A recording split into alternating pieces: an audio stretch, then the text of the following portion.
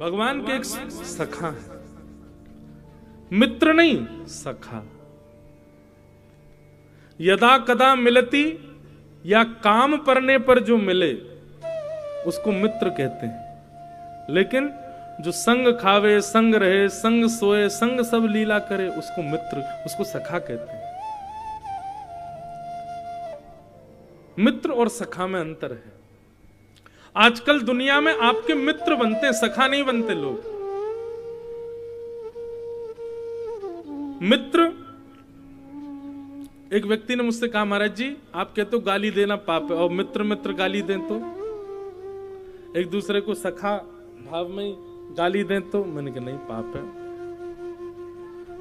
अपशब्द का कहीं भी प्रयोग हो वो पाप जन्य ही माना जाता। ऐसे अपशब्द मत बोलो, हमारे ठाकुर जी कैसी गाली दें, ए दारी के सुदामा मधुमंगल, ऐसी गाली दें, ऐसी थोड़ी बहुत नोक-झोंक चले, लेकिन गालियां नहीं होनी चाहिए। सखा, जिनके देह दो हों लेकिन प्राण एक ही हो, वो सखा कहलाते हैं। ऐसे ठाकुर जी के सखा हैं श्री सुदामा जी महाराज। सुदामा जी महाराज वर्षों तक द्वारिकाधीश से नहीं मिले, लेकिन सुदामा जी नित्य ठाकुर जी का स्मरण करते हैं। वाने खायो तो होगो, वाने पी लियो होगो, अभी तो द्वारिकाधीश सो रहे होगो। वर्षों से नहीं मिले हैं सुदामा जी, लेकिन रोज चिंतन होता है। संध्या का समय होता है तो सुदामा जी बैठे बैठे चिंतन करते हैं, अभी लाला बैठ गए होगो, लाला के ब्याह गए होंगे तो बालकन के संग खेल ले होगो, अभी लाला ने प्रसाद पा लिया होगो, अब तो लाला सो गए होगो, लाला को कोई कष्ट तो नहीं है रो। बारिश हो जाती है तो खुद के घर में पानी भर जाता है, पर सुदामा जी मन में विचार करते हैं कहीं लाला द्वारिका में ऐसे ही ना घूम रहे हो बिना छतरी के, कहीं सर्दी है कि जुकाम है जाएगा, खुद के घर में जल भर गया है, लेकिन 24 घंटे चिंतन ठाकुर जी का करते हैं। ऐसे सुदामा जी। ऐसा नहीं है बंधुओं की ये प्रेम हम लोगों के अंदर नहीं है, पर हमारा प्रेम अपने ही संसार के लोगों से होता है, उन लोगों से जो मिथ्या हैं, जो प्रेम करना जानते नहीं। क्या मां नहीं करती अपने पुत्र से? हर कोई बालक बाहर पढ़ता है या बाहर चला जाता है तो मां उसको हर 2 घंटे में फोन करेगी, पूछेगी तुमने पाया, तुम अभी देखो सर्दी चल रही है, टोपा पहना, ऐसे किया। ये सब एक संसार जन्य प्रेम हम लोग करते हैं, परंतु सुदामा जी का ये प्रेम ठाकुर जी के प्रति है। सुदामा जी मिलने नहीं जाते हैं द्वारिकाधीश से, पर दूर बैठे बैठे चिंतन उन्हीं का ही करते रहते हैं। वर्षा हो जाए तो ये सोचते हैं लाला ने पतोना छतरी लगाई होगी कि नहीं, सर्दी हो जाए लाला पतोना कंबल ओढ़ो होगो कि नहीं। ऐसी भक्ति श्री सुदामा जी की, ऐसे सखा हैं श्री सुदामा जी।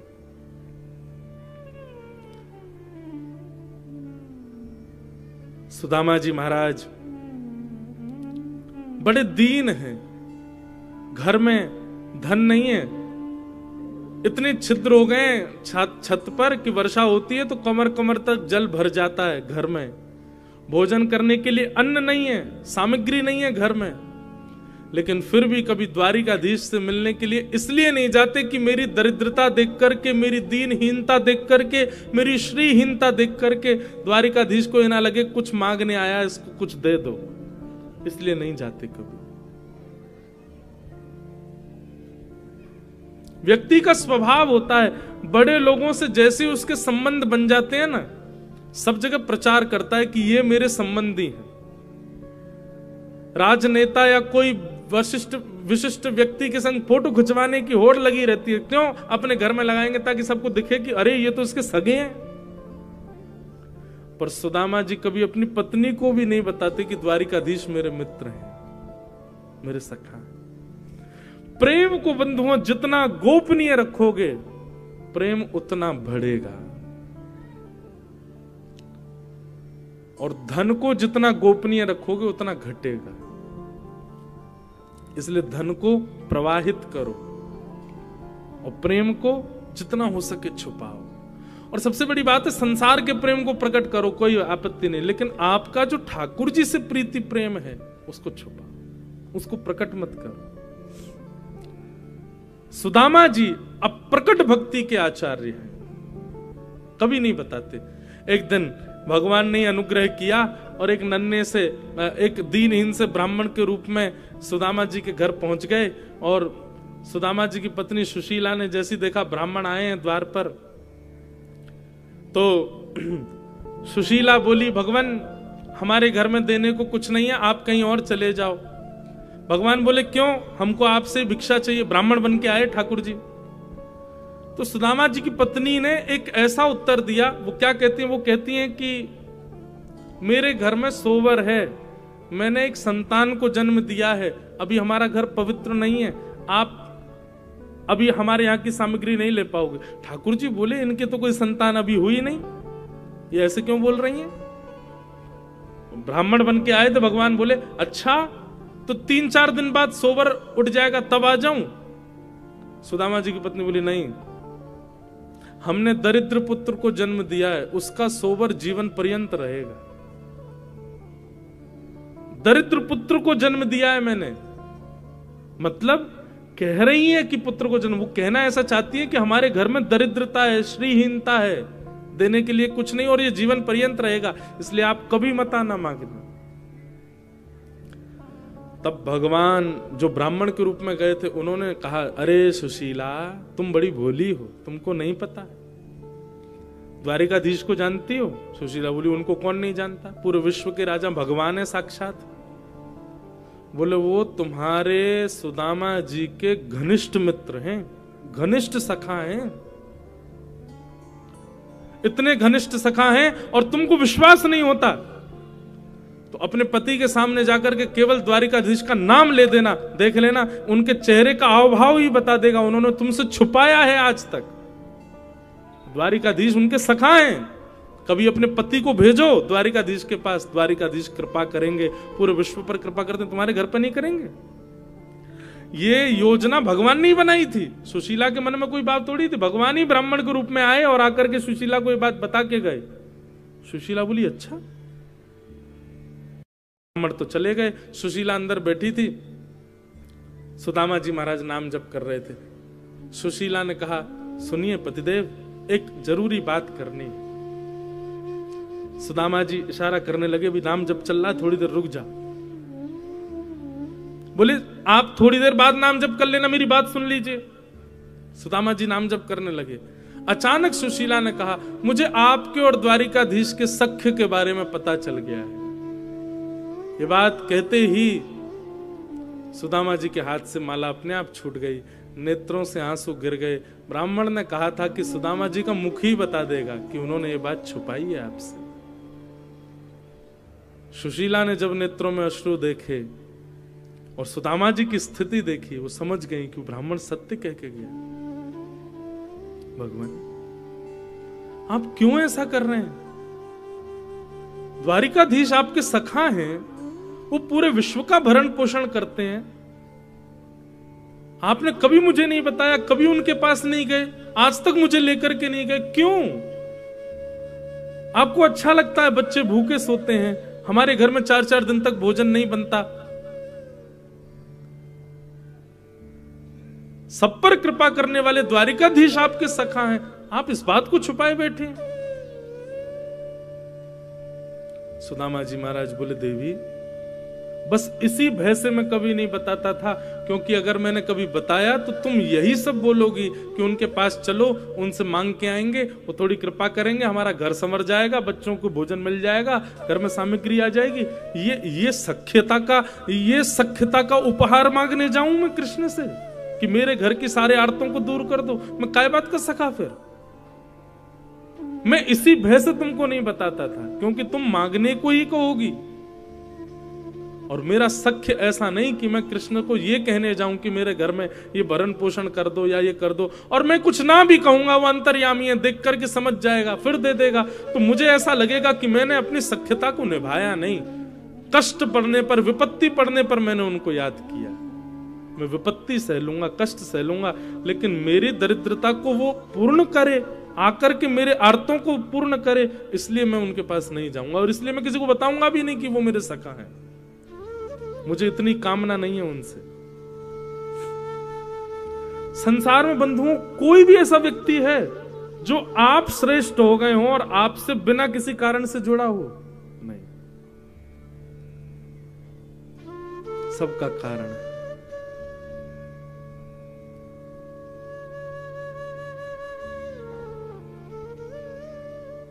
ये सुदामा जी का प्रेम है। वो जीवन पर्यंत भूख में निकाल देंगे, जीवन पर्यंत टूटे हुए घर में रह लेंगे, लेकिन कृष्ण के पास इसलिए नहीं जाना चाहते हैं कि मेरे आर्तों को वो पूर्ण करे। ये मेरे सख्य का भाव नहीं है।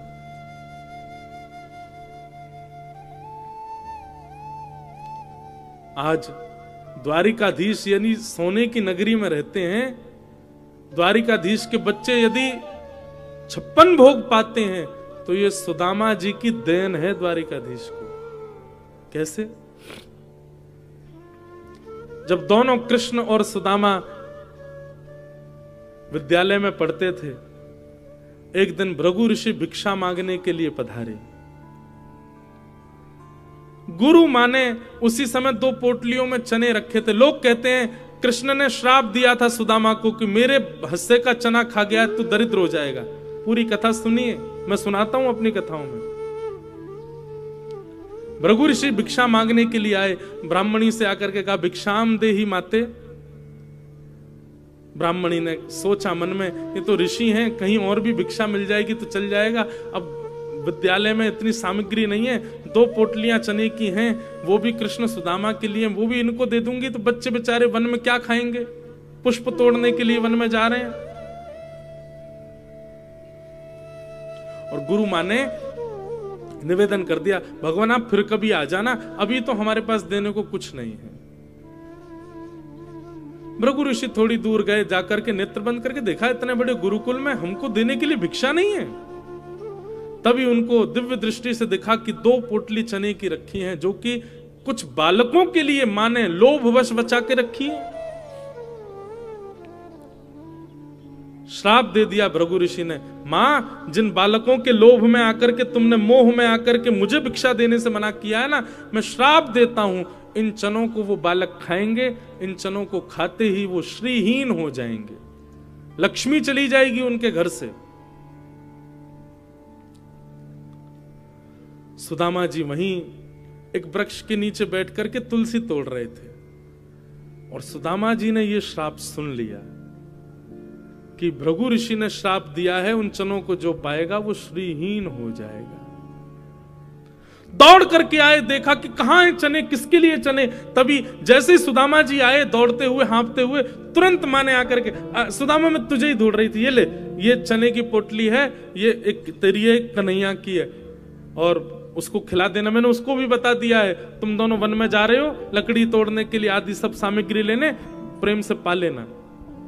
इतने में ठाकुर जी भी आ गए। हाँ सुदामा जी आप धल ले हो, प्रेम से पाएंगे वन में। अब सुदामा जी कुछ कहते तो मन में विचार करते, यदि मैंने बता दिया तो ये पोटलियां फिकवा दी जाएंगी, फिकवा दी जाएंगी तो अंकुरित हो जाएंगे, अंकुरित होकर कोई और खाएगा, वो श्रीहीन हो जाएगा। और कृष्ण के पक्ष के भी चने इसमें हैं। सुदामा जी ने मन में विचार किया, आज अपने सखा को सख्यता का उपहार देने का दिन आया है।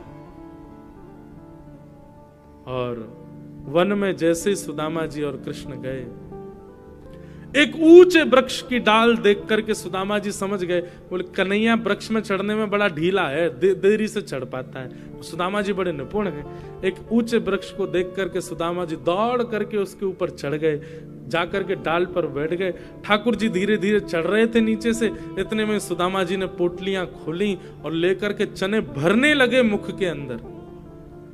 ठाकुर जी ने चढ़ते चढ़ते देखा, ए सुदामा अकेलो खा रहा हो, एक पोटली मेरी है, वो धर लियो बचा के, मैं आ रहा हूं ऊपर, बहुत तेज भूख लगी है, मैं भी पाऊंगा। सुदामा जी मन में विचार करने लगे, लाला तू सदा प्रसन्न रहे, लक्ष्मी में खेले, लक्ष्मी तेरी पत्नी बने, तू सदा, तेरे जीवन में कोई कष्ट संकट नहीं आवे, मेरे बट की भी लक्ष्मी तेरे पास आ जाए, ऐसो मेरो उपहार है तुमको। और ठाकुर जी के पक्ष के चने भी ठाकुर जी देखते रह गए, सुदामा जी सब पा गए। भगवान भले ही नाराज हुए, भगवान भले ही सुदामा जी से रूठ गए, भगवान ने भले ही कुछ अपशब्द कहे, पर सुदामा जी ने ठाकुर जी को गले से लगा लिया बोले लाला तू बस सदा खुश रही हो, तू सदा प्रसन्न रही हो, तेरे जीवन में कोई कष्ट नहीं आवे, बस ये मेरी मंत्रणा है। बोले काय बात की मंत्रणा तेरी, तू मेरे पक्ष के चना खा गए हो और यूं कह रहे हो कि मैं सुखी रहूं। सुदामा जी रोने लगे, कैसे बताऊं श्याम सुंदर। कुछ दिनों के बाद विद्यालय छूट गया और ठाकुर जी मथुरा चले गए, सुदामा जी वापस अपने स्थान को चले गए। धीरे धीरे धीरे सुदामा जी के घर की सब श्री चली गई, श्रीहीन हो गए। सब दुखी होते पर सुदामा जी दुखी नहीं होते। क्यों? क्योंकि सुदामा जी को पता है मेरी जितनी श्री है वो सब जा कहां रही है, बोले ठाकुर जी के पास जा रही है, ये मैंने उपहार दिया है। कभी कभी मैं मन में विचार करता हूं, कह भी देता हूं कथा में कि द्वारिकाधीश लक्ष्मीपति हैं, द्वारिकाधीश द्वारिका के राजा हैं, पर पूरी द्वारिका सोने की जो है ना, ये पूरी द्वारिका में जो सोना है ये सुदामा जी की भेंट है द्वारिकाधीश को। ये सुदामा जी के पक्ष की लक्ष्मी है द्वारिकाधीश के पास। ऐसे सखा हैं श्री सुदामा जी। आज पत्नी ने सौगंध दे दी, बोले तुमको जाना पड़ेगा द्वारिकाधीश के पास, जाओ, मेरी सौगंध है तुम्हें। सुदामा जी तो नहीं चाहते थे कि इस भाव से जाऊं कि कुछ दें, लेकिन पत्नी ने सौगंध दी तो सुदामा जी एक पोटली लेकर के आई थी, वो लेकर के चलने लगे द्वारिका की ओर। रास्ता भटक गए, चलते चलते महीनों लग गए। तब एक नदी के किनारे सोए, परंतु जब उठे तो द्वारिकापुरी पहुंच गए थे। जय श्री कृष्ण नाम की ध्वनि चारों ओर गूंज रही थी। सुदामा जी ने पूछा, भैया ये कौन सी नगरी है, हम तो कहीं नदी किनारे सोए थे, यहां कैसे पहुंच गए? तो किसी ने बताया, बोले भगवान ये द्वारिकापुरी है, द्वारिकाधीश की नगरी द्वारिकापुरी है। द्वारिकापुरी का नाम सुनते सुदामा जी तो नाचने लगे, नृत्य करने लगे, आनंदित हो गए। अब कन्हैया नहीं भी मिलेगो तो भी मेरो मन राजी रहेगो। क्यों? मैं द्वारिका तो पहुंच गयो, शायद इन्हीं मार्गन पे कन्हैया घूमता होगो, इन्हीं रस्तान ते जाता होगो, इन्हीं लोगन ते मिलता होगो, इन सबन ते मैं मिल लियो, मेरो मन तो शांत है गयो, चलूं वापस, बस मेरो काम तो है गयो। इतने में ही संतोष करके वापस जाने को तैयार हुए, तभी मन में विचार किया, एक बार कन्हैया की झलक तो देख चलूं, दिखे कैसे। सुदामा जी मुख्य द्वार पर पहुंचे और द्वार पर जाके द्वारपालों से कहा कि भैया हम द्वारिकाधीश का दर्शन करने आए हैं, पर हमें पता है बहुत व्यस्तता होगी, बहुत लोग उनके दर्शन को आते हैं, आप एक काम कर दो, बस इतनी बड़ी द्वारिका की ये महल है, कोई अटारी ऐसी हो, कोई खिड़की ऐसी हो, कोई झरोको ऐसा हो जहां से कन्हैया दिख जाए, मैं वहीं से देख करके चलो जाऊंगा वापस। मैं बचपन को सखाऊं द्वारिकाधीश को, मेरा नाम सुदामा है, आपने कोई योजना बनाओ। द्वारपाल बोले आप लोग विराजो, हम अभी देख करके आते हैं। और द्वारपालों ने जाकर के द्वारिकाधीश को बताया, द्वार पर एक दीनहीन सा ब्राह्मण आया है, उसकी एक एक हड्डी गिनी जा सकती है, तन के वस्त्र फटे हुए हैं, पैरों में छाले पड़े, लगता है बहुत दूर से चल के आया है, पर उसके मस्तिष्क का तेज बताता है त्रिकाल संध्या करता होगा ब्राह्मण, पर स्थिति बताती है कि ज्यादा धनवान नहीं है। अपने आप को आपको बचपन का मित्र बता रहा है और उसने अपना नाम सुदामा बताया है।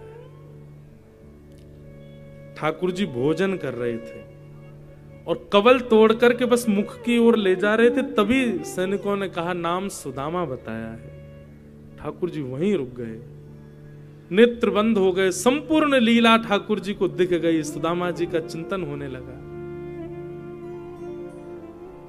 भगवान बोले सुदामा जी आए? बोले जी। मेरे बचपन के सखा सुदामा आए हैं? बोले हाँ महाराज, जो मेरे साथ विद्यालय में पढ़ते थे वही सुदामा जी। अब वहां खड़े लोगों को क्या पता कि सुदामा जी के साथ क्या लीला, ठाकुर जी सब लीला, वही जो मेरे साथ वन में जाया करते थे, गुरुदेव से पढ़ा करते थे, वो सुदामा जी आए हैं। सैनिक जन हाथ जोड़ करके खड़े हैं, क्या बोले, अब उन्हें तो नहीं पता ये सब। ठाकुर जी कह रहे हैं मेरे मित्र सुदामा, सखा सुदामा आए और तुम उनको बाहर छोड़ आए, बाहर द्वार पर ही वे खड़े हैं, उनको भीतर नहीं लाए। भगवान आप प्रसाद पा रहे थे, इसलिए हमने कहा आप थोड़ी देर बैठो।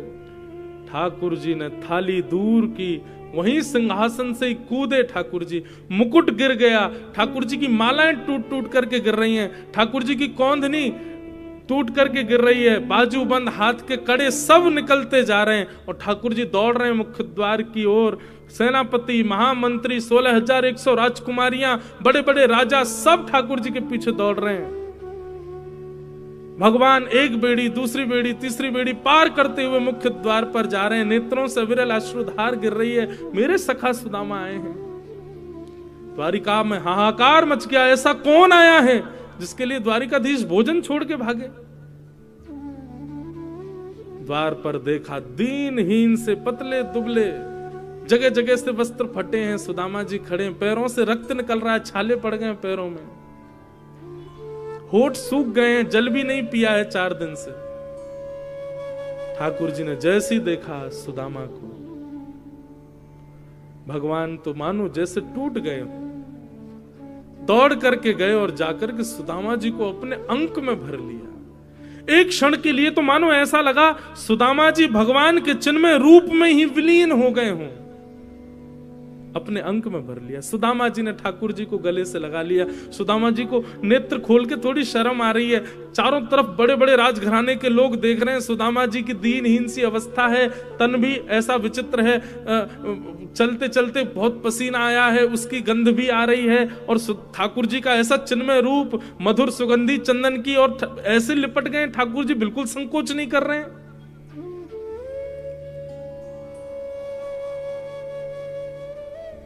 सुदामा जी के मन में आ रहा है, इतना सुंदर, इतना बढ़िया स्पर्श है ठाकुर जी का, मेरा निष्ठुर हड्डियां चुभ रही होंगी ठाकुर जी को।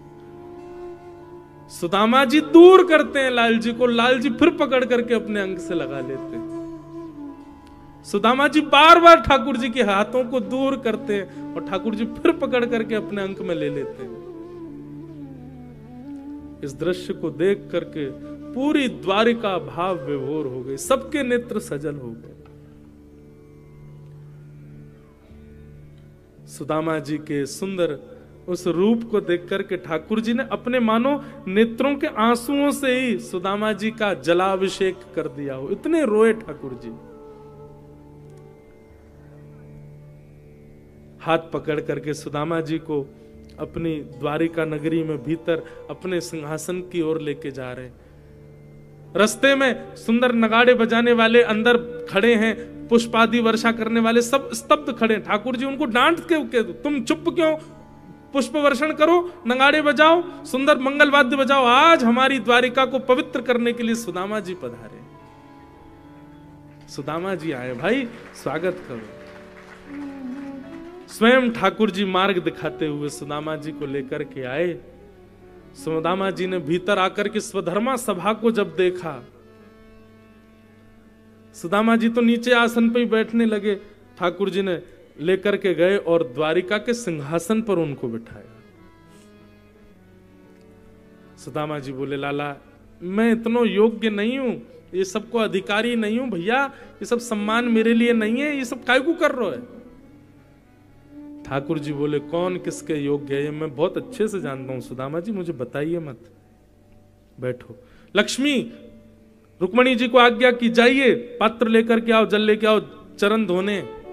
सुदामा जी बोले, लाला तेरे हाथ जोड़ूं, चरण मत धो। बोले, नहीं नहीं चुपचाप बैठे रहो, और ज्यादा बोलोगे तो मुंह पे अभी पट्टा बांध दूंगा आपके, चुपचाप बैठे रहो, जो कर रहा हूं करने दो, बहुत दिन बाद हाथ पड़े हो मेरे। और सुदामा जी के चरणों को जैसे ही ठाकुर जी ने उठाया पात्र में रखने के लिए, भगवान ने चरण देखे, पूरे चरण छिले हुए हैं, कांटे लगे हुए हैं, घाव हो गए चरणों में। इतने भाव विभोर हो गए ठाकुर जी चरण देख करके, आंखों के अश्रुओं को रोक नहीं पाए, और वही अश्रु बिंद सुदामा जी के चरणों में गिरने लगे। जैसे जैसे ठाकुर जी के बिंदु गिरे, वहां वहां से सुदामा जी के सुंदर घाव ठीक होते जाएं। देख सुदामा की दीन दशा, करुणा करके करुणा निधि रोए, पानी परातु को हाथ छुयो नहीं, नैनन के जल सो पग धोए। और जो थोड़ा बहुत जल इकट्ठा हुआ पात्र में, भगवान ने रुक्मणी आदि सब पटरानियों को कहा, सुनिए इस जल को पूरी द्वारिका के कोने कोने में छिड़क करके आओ। सुदामा जी के चरणों का चरणामृत है, एक एक बूंद सब लोग पा लेना, सब जगह बांट देना, पूरी द्वारिका में छिड़क देना, समुद्र में छिड़क देना, गोमती जी में छिड़क देना, हमारे महल में छिड़क देना, सब पवित्र हो जाएगा। सुदामा जी के चरण की सुंदर जल है। सुदामा जी देख करके कह रहे लाला जी सब कहा कर रहे हो भैया, मैं इतना योग्य नहीं हूं। भगवान नीचे बैठे, सुदामा जी ऊपर बैठे हैं और ठाकुर जी बात कर रहे हैं अपने सखा से। सुदामा जी आपको ब्याह है गयो? हाँ लाला ब्याह है गयो। और हमारे भतीजे? बोले हाँ 2 बालक हैं।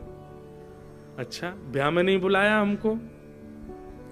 लाला कर्जा लेके ब्याह कियो और ब्याह में भी इतनी सामग्री बनी कि सब खा गए दुल्हा दुल्हन, फिर भी 3 दिन भूखे ही रहे, हमारे पास भोजन नहीं बचो।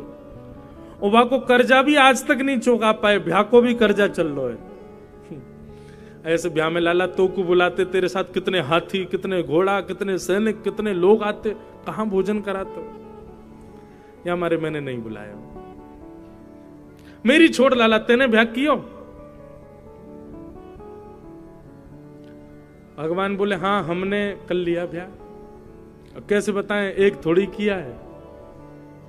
अच्छा भाभी कहां है? भगवान बोले भाभी भी यही हैं। बोले मिला तो सही, कौन सी भाभी? अब वहां तो जिसको देखें वो परम सुंदरी। भगवान बोले मिलोगे भाभी से? बोले हाँ मिलवाओ। ठाकुर जी ने इशारा किया आओ। मैं रुक्मणी प्रणाम, देवी चरसो भाग्यवती रहो।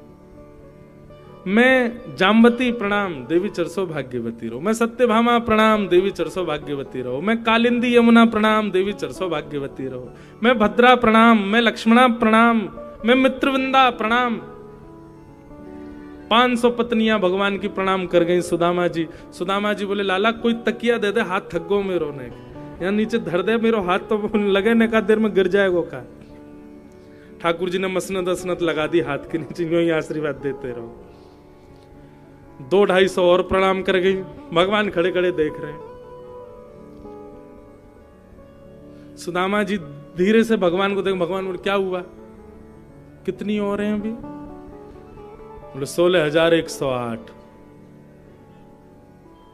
ये सब अपनी है लाला? भगवान बोले तो और क्या, पड़ोस की है, सब अपनी है। बोले वाह भैया लाला तेरे को प्रणाम करूं, इतने सारे ब्याह किए थे ना। अरे एक आदमी हमें बुला ले तो भोजन पे आ जाते हम।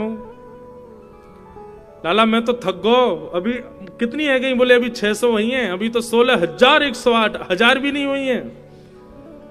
लाला एक काम करेगो? बोले बता। पत्नी तेरी 16,108 है, लेकिन पति तो तू ही है ना? बोले हाँ। एक काम कर, तू मुझको प्रणाम कर, मैं तो को आशीर्वाद दे दूं, सबको एक साथ आशीर्वाद दे जाएगा। और 16,108 पत्नियों के सामने जगत नियंता, जगदाधार, त्रिलोकीनाथ, जगन्नाथ, द्वारिकाधीश दंडवत प्रणाम कर रहे हैं और सुदामा जी दोनों भुजाओं से आशीर्वाद दे रहे हैं। सबके नेत्र सजल हो गए ये दृश्य देख करके। सुदामा जी ने हृदय से लगा लिया ठाकुर जी को। भाभी ने मेरे लिए क्या भेजा सुदामा जी? ठाकुर जी अब सुदामा जी पोटली छुपाने लगे। बोले कि अब ये सब बड़ी बड़ी राजघराने की सब कन्या, इनके सामने फटी हुई पोटली क्या दिखाऊं? सुदामा जी की पोटली छीन करके भगवान ने एक मुष्टिक खा लिया, 2 मुट्ठी चावल पाए। लक्ष्मी जी ने हाथ पकड़ लिया। बोले बस भगवान, इसलिए नहीं पकड़ा कि आप कच्चे भगवान। अच्छा एक बात बताएं, भागवत में ऐसा वर्णन है, ठाकुर जी सुदामा जी चावल नहीं चिवड़ा लेकर के गए भगवान के लिए। मंगल भात चिवड़ा होता है, चिवड़ा खाने में तो आनंद आता है खूब। ठाकुर जी ने 2 मुट्ठी पाए, लेकिन भाव यह था कि भगवान संपूर्ण वैभव लौटा रहे थे। मैं इंद्र का संपूर्ण वैभव सुदामा जी को देता हूं, मैं विश्व के सारी सुख संपत्ति सुदामा जी को देता हूं। 2 मुट्ठी चावल में ये वरदान दे चुके थे ठाकुर जी। लेकिन ठाकुर जी अब कहने वाले थे कि मैं लक्ष्मी को सुदामा की दासी बनाता हूं। तभी रुक्मणी जी ने हाथ पकड़ लिया। बोले भगवान मैं आपकी रहूंगी, मैं कहीं नहीं जाऊंगी। ये तीसरा मुट्ठी नहीं पाई है। तब भगवान ने 2 मुष्टिक चावल पाए। फिर उसके बाद सुदामा जी ज्यादा दिन द्वारिका रुके नहीं, वापस चले गए। सुदामा जी लौट करके गए तो देखा सुंदर भवन खड़े हैं, महल खड़े, अटारियां, आहा सोने की नगरी पूरी। सुदामा जी बोले भैया ये क्या है? सुदामा मंदिर देख डरे, यहां तो हती मेरी छोटी सी झुपड़िया, अब कंचन महल खड़े। सुदामा जी ने पत्नी से कहा देवी सोने की बनाओ रोटी, चांदी की बनाओ दाल और हीरा की बनाओ चटनी, प्रेम से पाओ। हम तो जा रहे हैं वन में, भजन करेंगे ठाकुर जी का। क्योंकि एक बात बंधुओं याद रखना, बहुत व्यवस्थाओं में रहने वाला व्यक्ति भगवत भजन नहीं कर सकता।